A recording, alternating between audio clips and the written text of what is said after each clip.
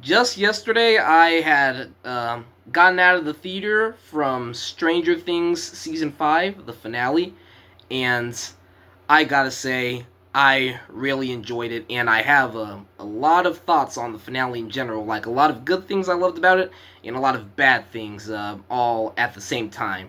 So, today, I'm going to be talking about the finale of Stranger Things 5. No, the finale of the show in general. My brain is going wild today. Um, so, just starting off with the theater experience in general, this was one of the best theater experiences that I've had in a while.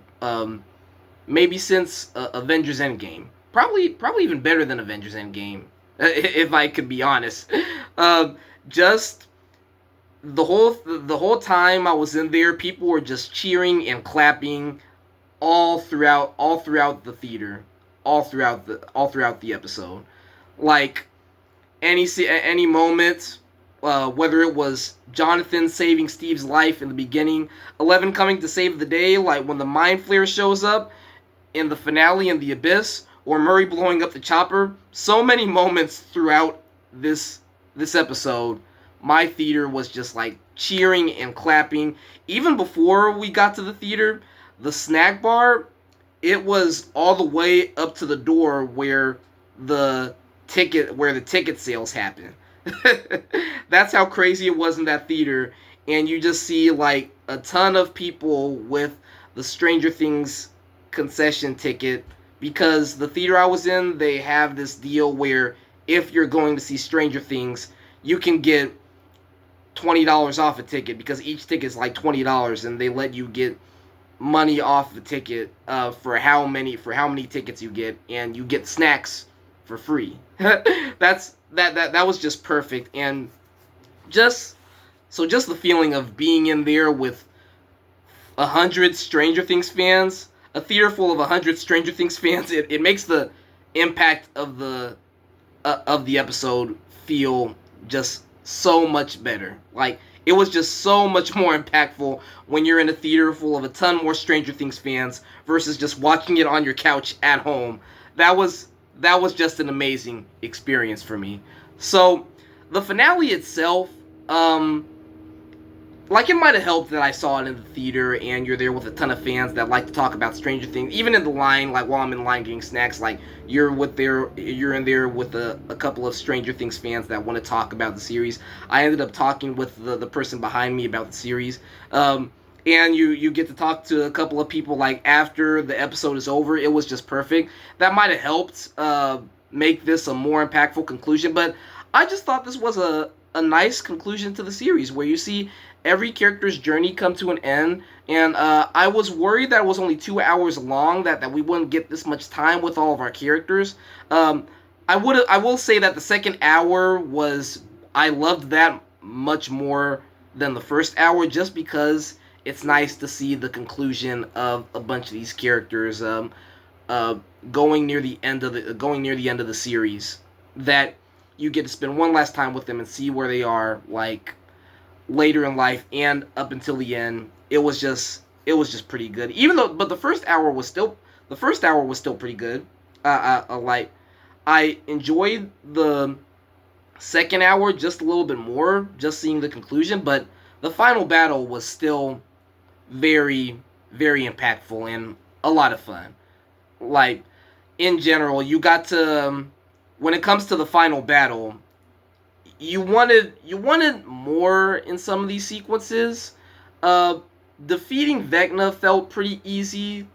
It was just one moment, like when 11 shows up and they defeat the Mind Flayer, where you think that after the Mind Flayer, it's like that little like flower like tube thing like dies out, like if something's gonna happen as the rescuing of the kids, that Vecna comes back. But afterwards it's just simple, like they chop his head off and he's defeated. But it was still pretty cool that everyone got the chance to be a hero and be awesome. Even Joyce, like having Joyce be the one that chops his head off in the end, it's nice because in this season I feel like Joyce has been the tag along for the group. She hasn't gotten a chance to do many interesting things. Like, she does that. She scares the Demogorgon off when they're in the shack in episode episode 4. But like, there hasn't been much interest. She hasn't been able to do much in this season. So like, having her be the one chop his head off in the final battle, defeat Vecna, I love that. Uh, so even like how, as she's chopping his head off, how they're cutting to each character, and who Vecna has taken from them. Like somebody important that in their life that Vecna has hurt and also taken from them. It makes the sequence just even more satisfying. How we finally defeated Vecna, and Joyce gets to be the one to finish him off. You messed with the wrong family. I I think it was just like very satisfying, even with how short it was, how easy it seemed that we were able to defeat Vecna. Where with well, there were some consequences in it a little bit, but not very major consequences like in defeating him. But it was still very satisfying, and where you get to see every character do something really cool, like Mike and Lucas using gasoline, where Lucas throws gasoline at the mind flare and Mike throws this flare shot at it, or bomb, and then they like blow fire up like on the mind flare. Pretty cool. Steve and Dustin using staffs at the bottom, stabbing the mind flare at the bottom together. Nancy distracting it, shooting shotguns at it, and running it into a cave for Robin and Jonathan to come at it from upward and just tank on it with a bunch of flare guns. Like, everybody got to do something. Everybody got to do something cool, and I just love that. Just in general, just like, probably, yeah, my favorite moment was Joyce chopping his head off, and just cutting to every character, everyone we've lost. So satisfying. So that we actually made it, even though it felt slightly rushed. It wasn't rushed. We still had a whole hour of the finale, but I think it all worked. It was it was impactful, but it's like you feel like you want a little bit more, because we have to cut to a couple of these characters coming to good terms, like Steve and Jonathan in particular, and we're going back and forth, like, yeah, with like trying to get the kids out of there. We're going back and forth between Eleven and Hopper, having their dialogue, having their coming together to good terms moments, like them doing their little monologues. It feels like you want a little more from the action, but it was still some pretty cool action in the cave between Vecna and Eleven. Him like throwing his little arm thing at her, and her dodging his attacks and stuff like that. Yeah, and everything I said about our crew getting to do a bunch of awesome things, I love that. So I'm about to go on a huge tangent here, but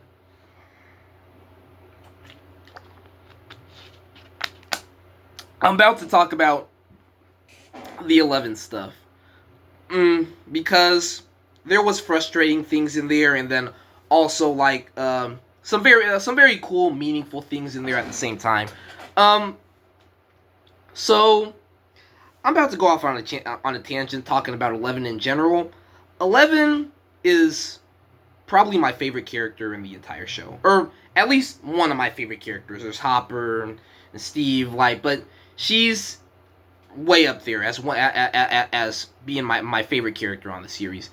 And I think the reason is because they've given her this incredible arc and hero's journey, where she starts off the show as a scared and confused little girl who spent her entire childhood treated as a science project, as a weapon.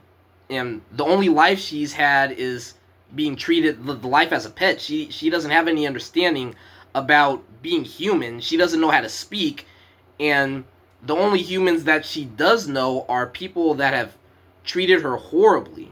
So she she doesn't really know how to function. Like when we first meet her in this entire series, then she gets introduced to this group of boys, and they introduce her to the real world and show her how humans really function.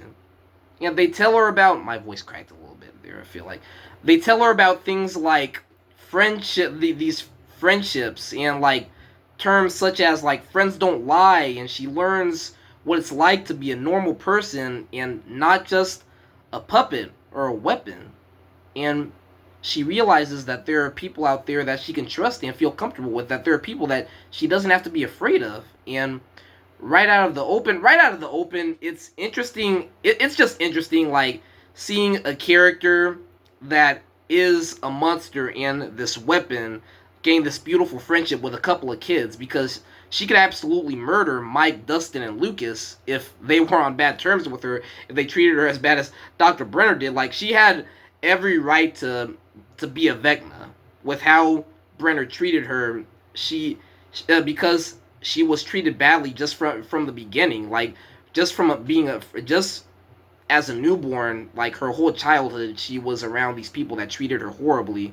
So if she let all that get the best of her, like she could have like actually been very harmful to these group of boys if they didn't give her the right leverage and stuff. So like even that in general is just like amusing, like just something very interesting about seeing a monster like come to good terms with a couple of these boys. But because we saw everything from her perspective and like everything that she went through as a child, and just seeing her grow and change through this journey, it just seeing these boys and learning so much about humanity and what it's like to be just a normal person, it just makes it so much more compelling.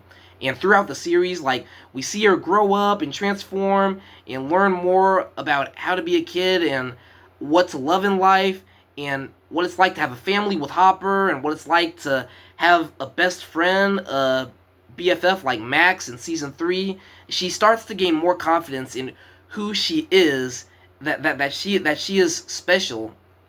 But even while she's discovering more about herself and about life, she starts to understand her flaws a little bit more, and like starts to become conflicted with like her identity. Like, if she is she really a monster? Like, now that she learns how humans function, she starts to wonder. She starts to realize, like, she is different. Is she really is a monster? She questions some of that stuff about her. But even within that, she's still, like, even with dialogue from Mike in season 4, where he's giving her that big speech about how he really loves her, like, she realizes that she really is special. She doesn't just find these people she cares about. She realizes that the people that she cares about, they care about her in return.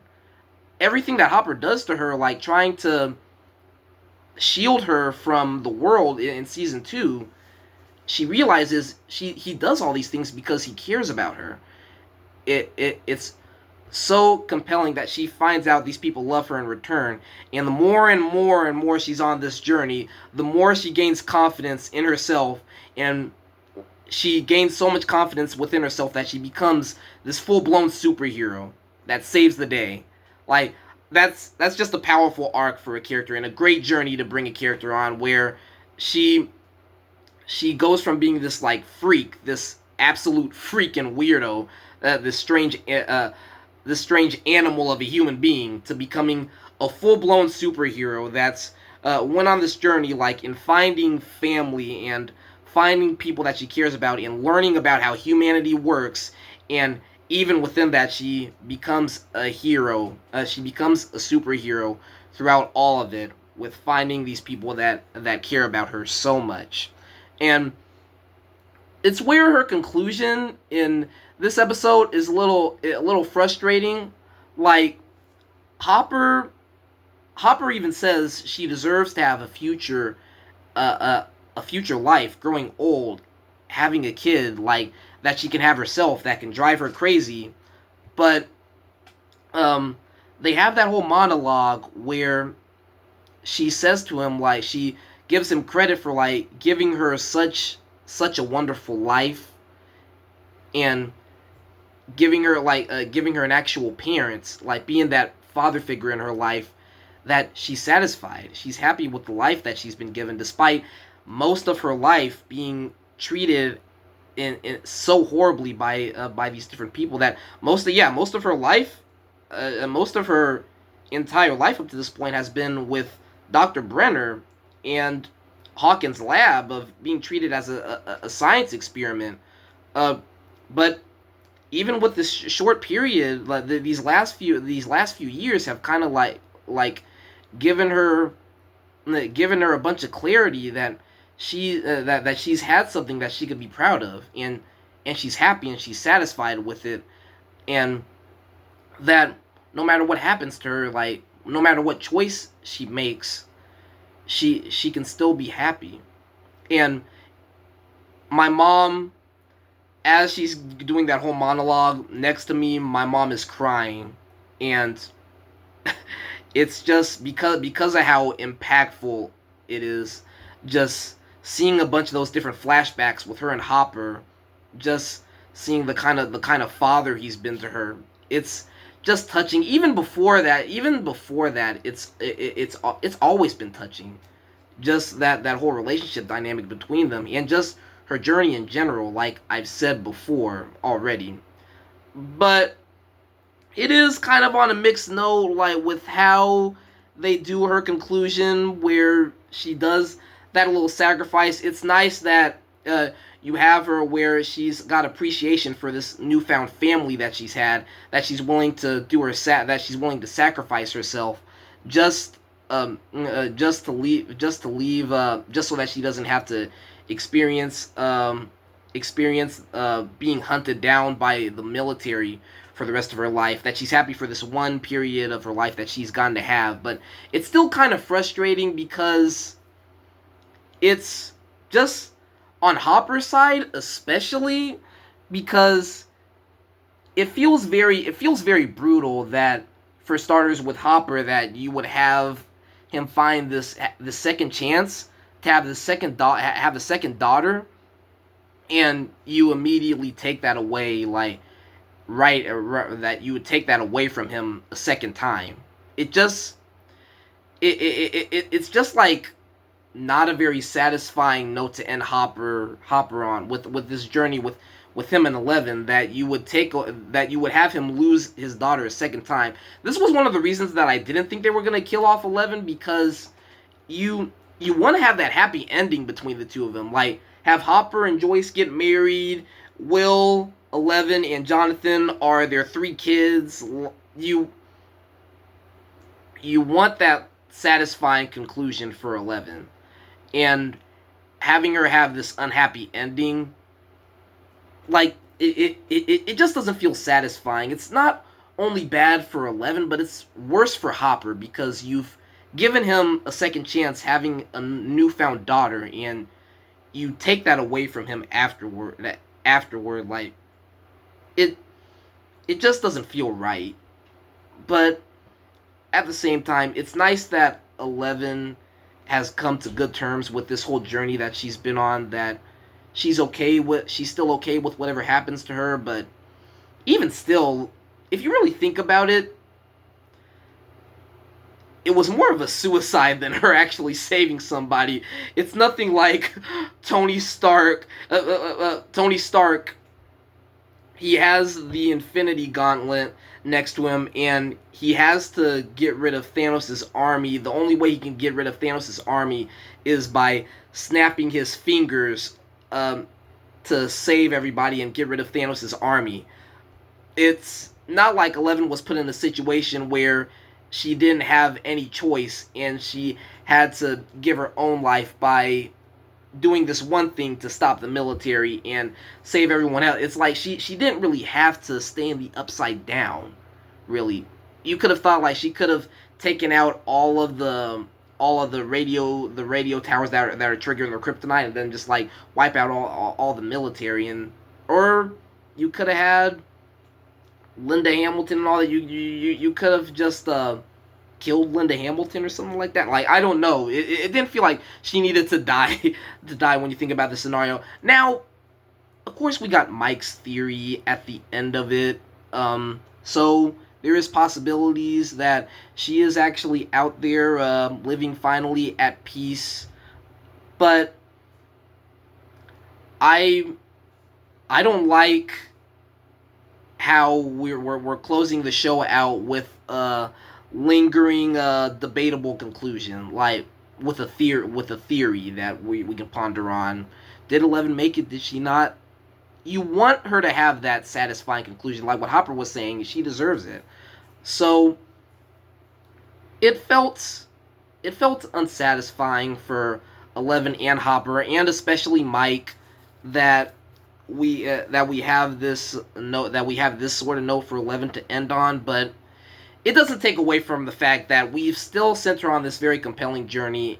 And even within, like, it would have been nice for her to have a peaceful ending, but even within that, we still we've still had this very compelling arc for 11, where she's gone from being this freak to being a full-blown superhero that that has had this wonderful life handed to her, and has become an all-time superhero, and she's willing to sacrifice herself for the greater good, and and for her friends. Almost, not really, like almost. It's it's not like her friends would have suffered if she was still on the run from the military. It's like she's on the run from she's the one who's been on the run from the military. So it's like she committed suicide in order to stop going through in order to stop having to go through this life of being on the run for so long. That's another thing. Of just her, she's been on the run for a whole life, that you want her to have that peaceful that peaceful moment in her life, and be at peace for the rest of her life. So I kind of wish Mike's the her surviving at the end wasn't a theory. I wish the Duffers can clarify that that's what really happened. But anyway, I've been lingering too much on 11 and all this stuff they did with her conclusion. But such a compelling character, and like such a great journey for them to take her on. Next up, we can talk about Vecna's origin, and it seemed like we needed more answers in the whole cave scene. It feels like it's missing a lot of context, because we just see this guy in a cave, that Vecna's shown up in this like little scout's uniform, and it's like implying the guy was attacked or something. They sent you, like they sent you. You don't really know. It doesn't clarify who this guy is or what he's doing in this cave with a briefcase that has, I guess, some of the Mind Flayer's blood inside of it. I mean, it feels out of context with what we learned in season 1. I guess it's implying this is what happened right before Vecna moved into the Creel house with his family, that he gained powers from the Mind Flayer. Maybe, I guess this is where Vecna gained his power. So it answers that question a little bit, but it doesn't answer who is this guy with the briefcase, and why does he have the Mind Flayer a little bit in his briefcase, and what does he mean by they sent you?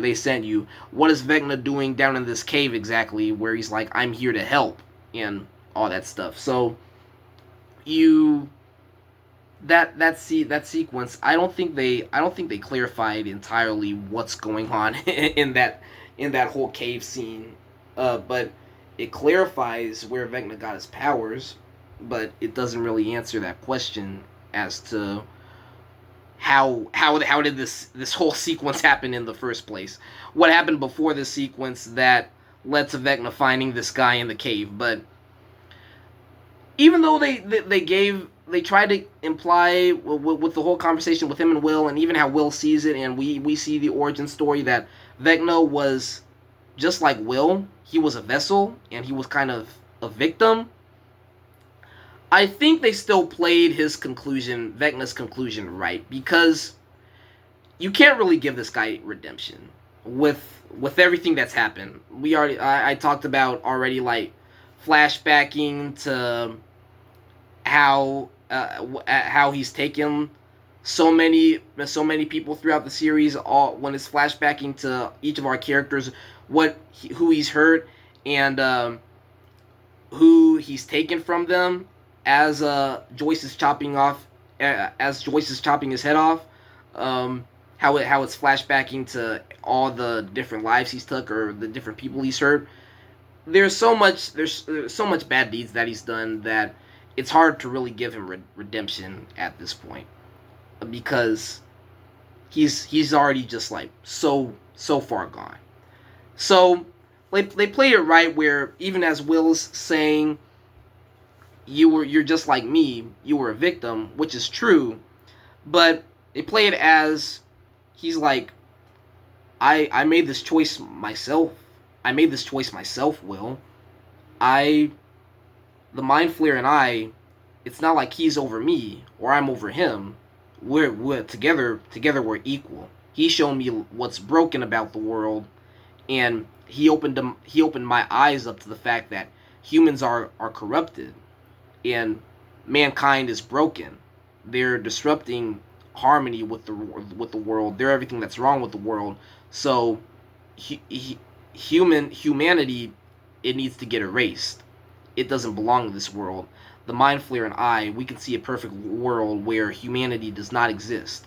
So Vecna's not entirely like Michael Myers. It has some similarities in the Michael Myers to me, that he is just born a monster, like born with this mindset of being a monster toward humanity, and that he's just found this mindset himself, and he's just accepted this fate of being a monster.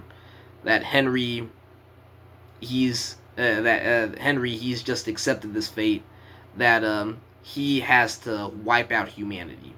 So as much as there's truth that he is a monster, that he was a victim, you can't really give him that redemptive arc. So you have to play out the fact that he's accepted this fate himself. So his defeat, it played right, and it's still pretty satisfying that just watching Joyce chop his head off, as I said earlier.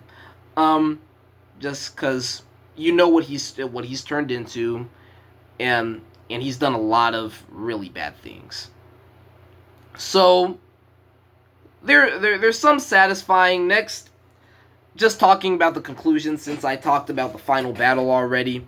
There's some satisfying relationship conclusions even before the final battle.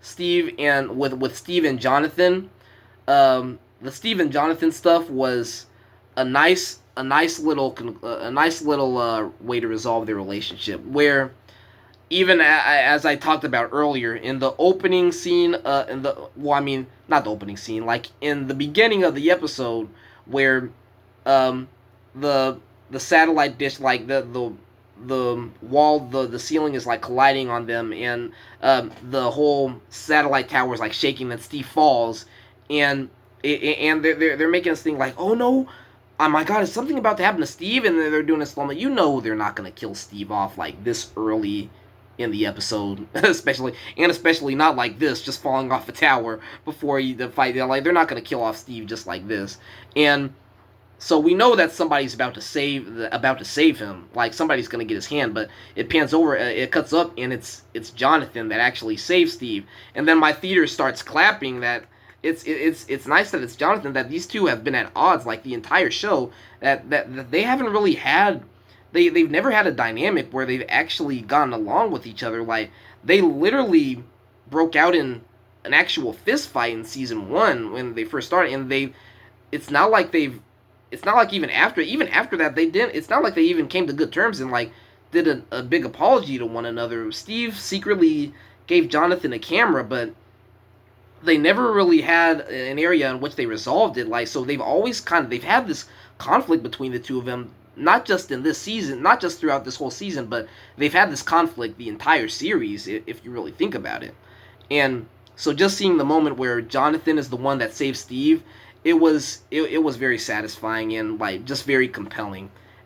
So you have that conversation with them when they're in the abyss, and Steve is finally coming to good terms with him, and Jonathan is um, coming to being on terms of like being honest with Steve, and just telling him, I guess the reason I was nervous, like, yeah, well, I've been weird, so things have been weird with Nancy, is just because you were there for her when I couldn't be, and I guess um, I that's just like steered me off point a little bit, and I've been freaking out. I've been freaking out a little bit, but she deserves someone like you. And then even Steve, it's compelling on Steve's front because he's finally growing out of this attachment that he's had to Nancy, and he's accepted the fact like that Nancy and I Nancy and I. It's not like you have your differences with Nancy, but more I've thought about it, Nancy and I,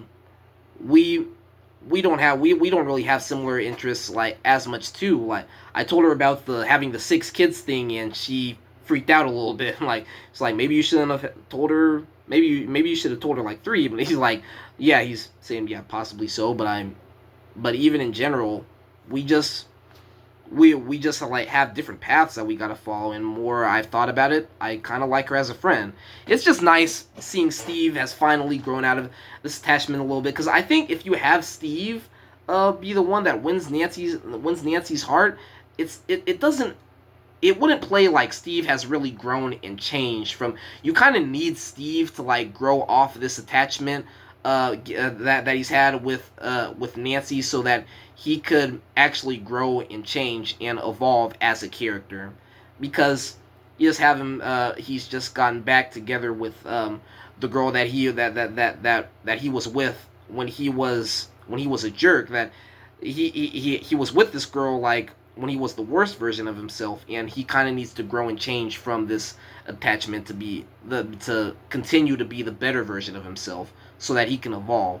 So it's nice that neither of them, that both of them need to move on with Nancy to grow and change, but that being out of this relationship, like them, neither of them being attracted to Nancy, or at least like growing and changing from this attachment to Nancy, it's allowed both of them to actually come to good terms and like become better people. Like, and like Jonathan even says like, I still don't like you, but I can still respect you. It doesn't mean that I want you dead. Like, so I think the way they resolved the conflict between these two is it was perfect. It meant a lot that you've had guys that have been at odds on weird terms the entire show finally go on good terms.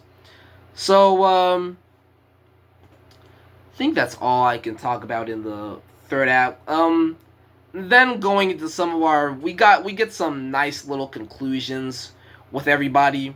I think the most compelling stuff was probably the young adults, the stuff with the young adults. So it's been 18 months, and yeah, where it goes into where it's been 18 months, and everybody's kind of grown and changed throughout the year, throughout the last year and a half, and all of the kids are graduating, and where that scene with the young adults on the rooftop, it's just nice.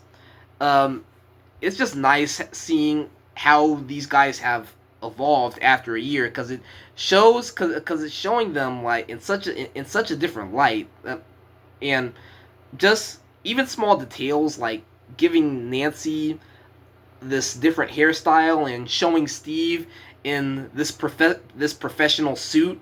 It, even though it's been only a year and that these guys haven't really aged obviously, but it shows that they've kind of gotten older, and they've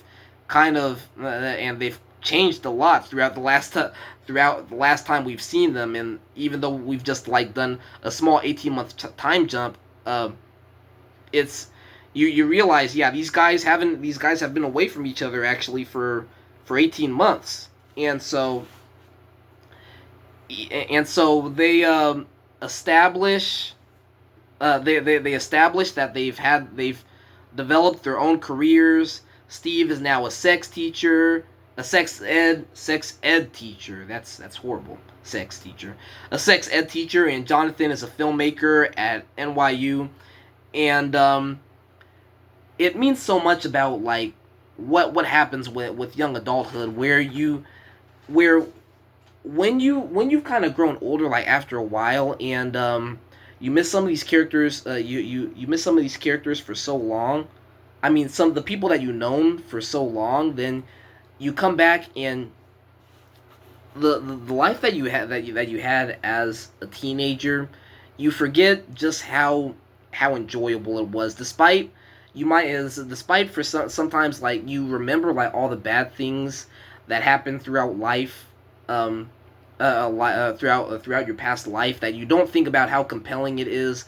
Like when you're in high school, you don't think about how compelling it is like when you're in the moment, and how enjoyable your life is like in the moment when you're younger. And then the older you get, then you kind of miss all of that because it was what it was what you were used to.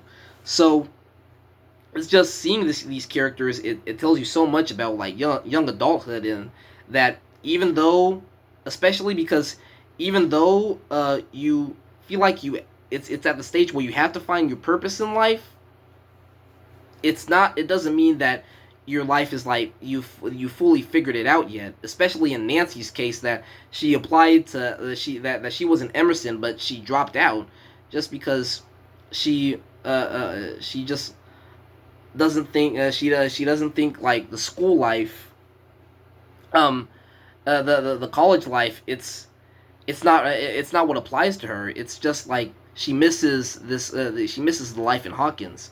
And that's where she said, where you even get dialogue from Robin of saying, you know what I miss is just us being friends.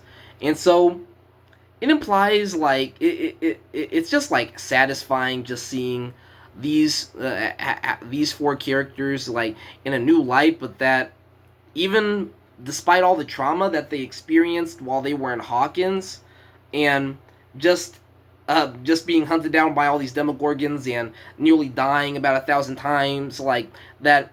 Even while that while they're even happier and they've established these new careers, because they were used to being together throughout all that, they miss it. Like they miss each other. That they start to remember all the good stuff while all that was happening, like them hanging out together and them being friends. And so obviously you have Steve and Jonathan like coming to good terms, and also, but it's just nice that these guys like are all up and they have this like nice meaningful conversation together, and even like seeing them at different stages of life. It was just so nice that we got that little scene with them on the rooftop, because it shows just but how a bunch of these they went to a bunch of these teenagers in high school. They start growing into these mature young adults, and finding, some of them find their places in life, or if Nancy, she realizes she's still like trying to figure herself out a little bit. But yeah, just to be clear, they they realize that even throughout all everything that they went through, that there was something about this horrible city that they actually have good memories of, that, and it's just all them just being together. They've all been away from Hawkins for 18 months, but they can still enjoy each other's company. So you have Robin setting up this hangout for the four of them to go to her weird her weird uncle's house, and Jonathan proposing like a movie for them to watch. It's just nice stuff seeing all these guys, seeing the conclusion for these characters. Then there's also Max is finally healed, and she's able to ride on a skate. She's able to skateboard again, and Max and Lucas get to fulfill their date, going to the movies. Even when you think about just how much time passed between season 4 and the beginning of this season, and now they added 18 months on it. It's been a long time where like so much has happened with these characters that there's some there's an instance like Max and Lucas, like it's been a long time since they've been able to pay off, like been able to do this little theater date that they've had going on. So it makes it a little bit more impactful that they've actually drawn to this little conclusion in their life. Then Dustin's uh, Dustin's speech, it was handled pretty well. But because when the show when at the beginning of the series, like when because I wanted them to tie things up with the Hellfire plot line with Dustin and those basketball douchebags. I wanted justice on Dustin's part, just to get payback on those guys. Maybe even have Steve come in and help him fight those guys off, like just for jumping him at the graveyard. I wanted more resolving that plot line, but I guess they did it right here in this speech. That Dustin is calling out the school for like just having all these labels, that you want all these kids to be different and follow this code, that there's this moral code that you got to follow in high school about being normal, and just being that just everybody has their reputation to uphold. And it's nice calling how Dustin's calling them out, like for just calling the school out for all the stupidity, and just that just that it doesn't matter what kind of labels we're given in life, that he doesn't give that he says, like, we don't have to care about what the way the school does things. We can just be ourselves. That felt like it was what they were implying within the speech, because especially in the beginning of the season, like, it's even nice because at the beginning of the season, Dustin is driven so hard by the way that these people have been treating Eddie, and just been painting him as the villain despite sacrificing himself for these people, trying to give his life for these people, that he's been trying to poke the bear at this school for how they've been treating Eddie. Then you lead to this speech where he's like, we don't have to care what other people think about us or how the school does things. It's just, we can just be happy with who we are. And now that we're free, it's not like everybody else has to go by this little motto too. So like, it's just even funny where he's just like chewing out the principal for all his stupidity, and just everybody actually like cheering him on, taking his side. That was perfect. And it was even like that little moment where he even, like, while he calls them out for like the stupidity, like at the end of the graduation, where the girl from season 2, you wouldn't immediately notice when you watch it, but unless you're a Stranger Things fan like me, that was the girl from the dance in season 2. Like, but I immediately see like a recognizable face, like, oh, that's the girl that rejected him from dancing with her in season 2. But she actually starts to get interested in him, and gives him this little invite to go to a party with her. And so it's nice that he actually we get Dustin the biggest nerd in Hawkins, get some approval from a bunch of like the cool kids, that even though it's like not anyone interested, it's a girl that rejected him at a dance. Like, it's nice that he's getting approval from some of these people that have kind of been rejectful towards him. So the other one in there is Hopper and Joyce getting married, like right at the end. It's a nice little payoff. It's a nice little payoff moment, that like we've seen these two characters and their romantic relationship between each other, and it's nice that we finally, we knew that though that this would come at some point, but it's nice that they finally accepted each other as a couple, mainly. It's not, there's not really much else to add within that scene, but you know, Hopper is the town sheriff, and Joyce as a house mom. When you've seen like how you know that they have some of these feelings for that they have some of these feelings from each other, but they don't they haven't really come to like high acceptance with it like just yet. And I'm glad even after they start to go to a full blown couple like at the end of season 4 where they've finally been able to have had time to spend with each other, have had time to spend with each other after all this.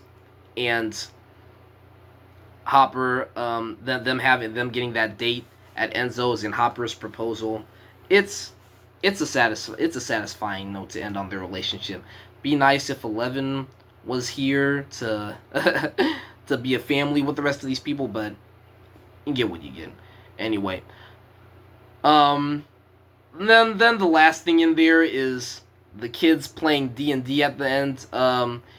It's a great way to end the series because the way the very first scene in the show was these four kids like playing D&D in the basement. The very first scene. So this show started with a couple of these kids playing D&D, and then it ends with these kids playing D&D. So it starts so it starts and ends with the kids doing the same thing. And the first thing we saw these kids doing is the last thing we saw these kids doing. I just love that. I think that's a perfect way to end the series, and it all feels like satisfying and compelling. I like how they had even in the sequence itself. I like how they had Max be the one that gets pissed off. Like all four of these characters were in the opening scene of the series. In the opening scene of the show, it was just these four kids, and now Max. But now Max is getting involved in the scene. But earlier on in the show, we've established Max as being like the tough, like hardcore kid that's the coolest member of the party. But she still plays video games and stuff like that. But she treats all these other she's made fun of all these guys for this game. Like before when Dustin's inviting her to Hellfire Club, she's like mocking him and like being like doing sarcasm. Do I wear one of these cool T-shirts? And so now they have her be the one that while they're playing the game, because of like all the experience that she's had in the real world with the area of Dungeons and Dragons and the experience with Vecna, when they're playing when they're playing a board game that plays off of all this stuff, then she's the one that gets pissed off if they win. So she treats it like sort of a real world in danger scenario that just by a D&D game, Max is the one that gets pissed off. I thought that was pretty funny and like really that was pretty clever. Then afterwards it's nice. Yeah, it shows a new era. Like after they're done, Holly and her friends playing D&D. That was nice. It says a lot of stuff that like how much these kids have grown up. Now they've got the little siblings, Holly and her friends playing.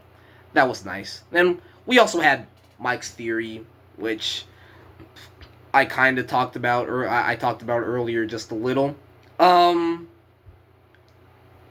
It's nice implying like I wish it wasn't a theory. It was that they gave us more truth to it being real, because you don't want that to be the way in which 11 ends. You don't want that to be the end of 11's journey, even though like at the same time it adds like more stakes and consequences if you do kill 11 off, I guess, because the one person that dies in the season is Kali, but we haven't really had a lot of time with Kali or for her to be like very interesting or compelling, and even she's in like kind of the most hated episode of the entire show. So it doesn't mean much that Kali is the only one that dies, but if you kill off 11, it shows that there are some slight stakes and dire consequences, but it's also you don't want that for her character in particular. So that's where this theory is.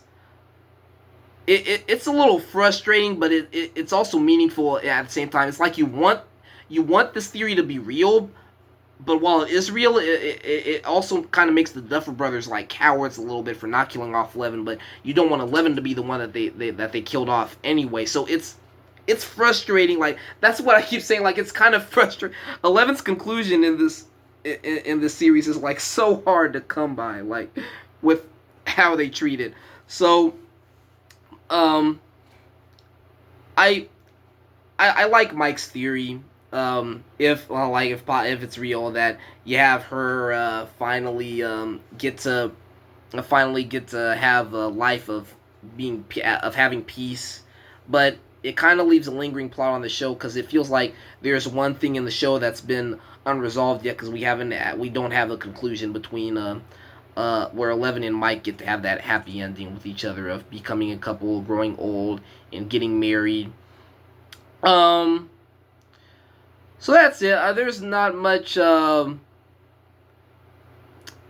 don't know what else to talk about because like Linda Hamilton in the military, you you kind of want you want more of a conclusion to that. They concluded it, but you want a little more with lines of dialogue or so. Maybe just Linda Hamilton in the military losing their badges uniformly for like trying to take advantage of this girl and use her powers and use her powers just as a vessel the same way Dr. Brenner did and just have them like arrested or something or like stripped of their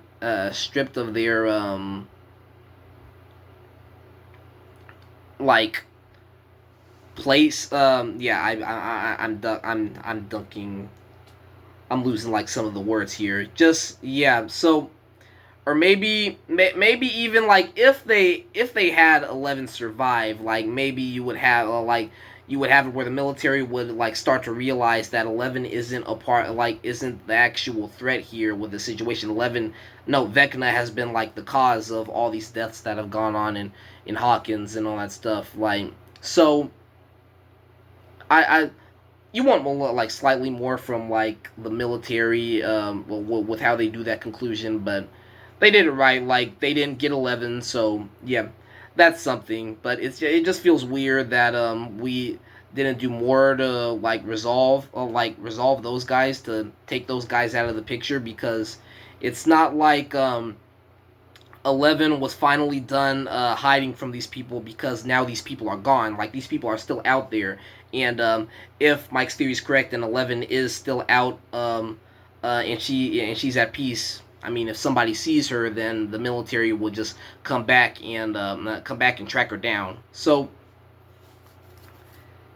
yeah, you kind of want a scenario where these guys are gone, at least, or like stripped of like just stripped of their titles. I mean, maybe that's the word I was probably looking for earlier. But anyway, that's all I have to say about this finale. I said more than I was thinking, just because like I'm probably bad at I'm not good at like communicating some of these things straight or in like 5 minutes or so. But this was this was a compelling and this was a great and bad finale at the same time. It helped probably because of the theater experience, but I I could have just you want this finale to be great, not good. It like it felt good. Like if it well it felt great as a theater experience, but like the finale itself, like you want a little more from it. But anyway, thank you guys so much for watching. Let me know what you enjoyed about this conclusion to Stranger Things, and I hope you're gonna miss this show just as much as I do. And I will see you all next time.